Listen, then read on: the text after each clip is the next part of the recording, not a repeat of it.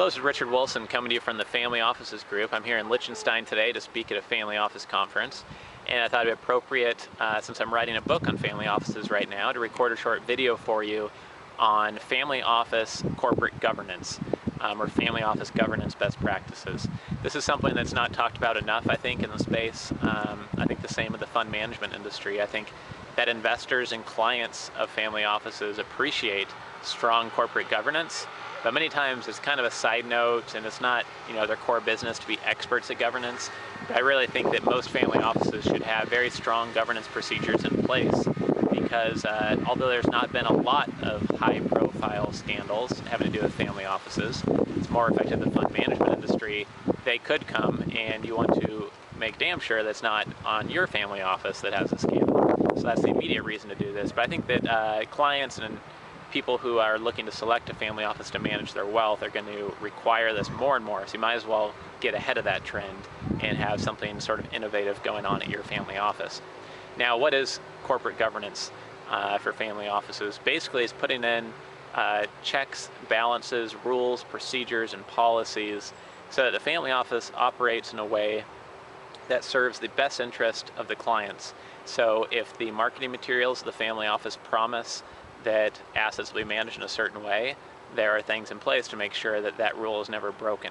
If clients are promised that investments can be unwound within 2 months' notice and all of assets can be, sold and liquidized and capital provided back to them in a certain amount of time, then that needs to be able to be done at all times. So the rules need to be stuck to, the laws need to be stuck to, and in general, when the family office is looking to expand, or maybe a family office that used to require $50 million in assets under management wants to lower it to $5 million, the board of advisors or the governance board should make sure that the service quality that people signed up for when they joined the family office in the past is not going to be lowered because of that. So in other words, they're kind of a watchdog internally for the family office. Generally, on a governance board, it consists of 1 or 2 executives from the family office who are familiar with the day-to-day operations and help lead the family office. It would include maybe 1 or 2 people from the board of advisors, or maybe a couple more than that. And it would include a couple outside independent executives who have deep expertise in governance, either for a corporation, they're bringing it to the family office arena now, or specifically in the wealth management or family office arena. So it's important that the board is diverse and includes both in-house board advisor and external members. That'll result typically in the most effective board. And it's important that the governance board has some teeth, that the head of it can, to some degree, tell the CEO of the family office or the executive director what to do, and it can enforce some of the decisions they make, or at least make everybody aware this is an issue that should be very seriously considered, so that their suggestions aren't always brushed aside or ignored. Now, what do family offices do on a more granular level? I wanted to cover that real quick. One of the most important things is putting in place policies. Who needs to approve what, at what dollar level threshold do multiple people need to approve something. So a good example of this is if a portfolio manager selects a hedge fund manager and he wants to put the family office client money in it. It could be that to get a new fund manager approved on the board, on the selection of fund managers that can be chosen within the family office, that not only the portfolio manager has to approve that person, but perhaps the board of advisors has to review and approve it, perhaps the CEO of the whole family office has to approve it. In this way, the portfolio manager's brother, who runs a hedge fund out of Connecticut or London, isn't put in the lineup for an investment.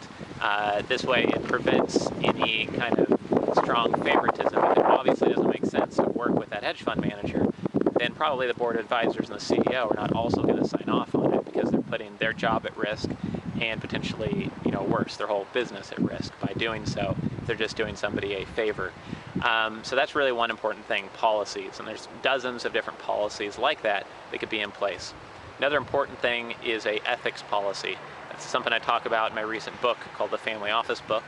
And I talk about there the importance of an ethics policy, give an example of $1 billion single family office I know that has an ethics policy in place, and how it's really helped them in guiding decisions and kind of business morals within their family office. That's important, and that should be put together by the governance board if it's not already in place at your family office.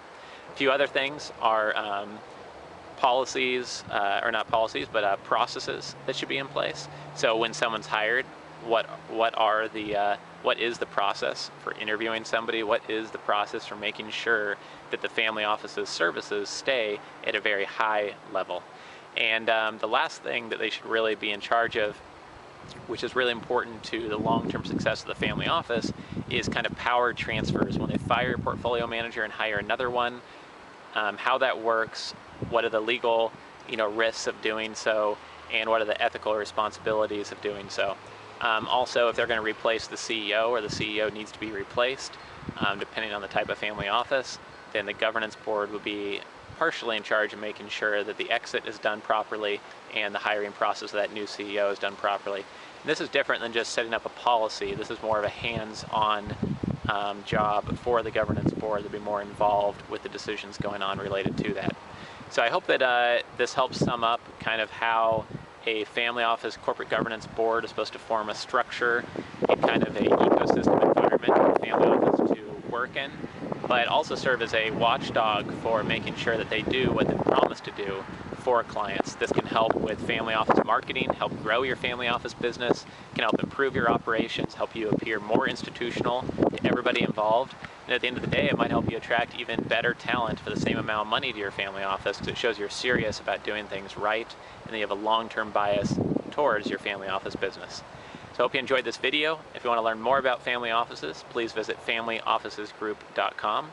This is Richard Wilson from the Family Offices Group, coming to you from Liechtenstein. Thanks.